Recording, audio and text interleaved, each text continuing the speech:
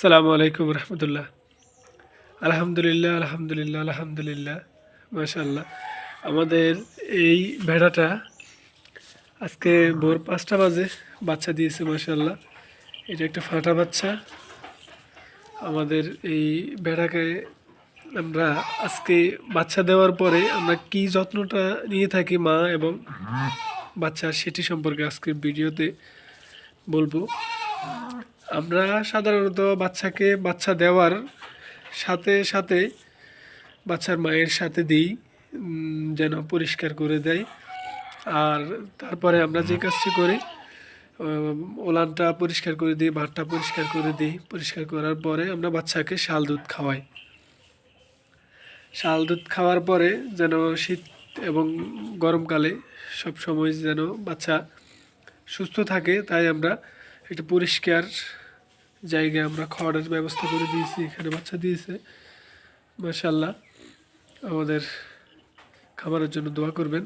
আর আজকে আমরা আমাদের এই মা ভেড়াটিকে আমরা যে খাবারটা দিব সেটি হচ্ছে আমরা হালকা পরিমাণে খাবার দিব, যেহেতু তার বাচ্চা দিচ্ছে আজকে। আমরা কম পরিসরেই দিব, 2 দিন 3 দিন। প্রথম 3 দিন একটু খাবার কম দিব।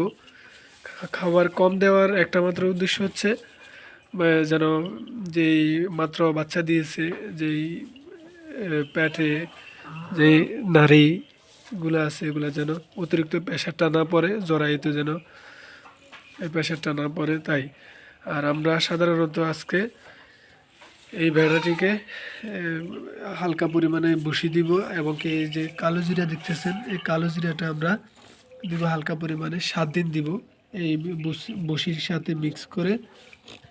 আপনারা আপনাদের ছাগল ভেড়া গরুকে যদি বসির সাথে মিক্স করে কালো জিরা খাওয়ান তাহলে অনেক উপকারে আসবে। কালো জিরা সাধারণত আমাদের মানুষের জন্য অনেক মৃত্যু ছাড়া সকল রোগের ওষুধ, এবং তাই আমরা আমাদের ভেড়াগুলোকে বাচ্চা দেওয়ার পরে আমরা 7 দিন এই কালো জিরাটা ভুসির সাথে মিক্স করে খাওয়াই থাকি। এখানে আমাদের 4-5টা আইটেমের ভুসি আছে মাশাআল্লাহ।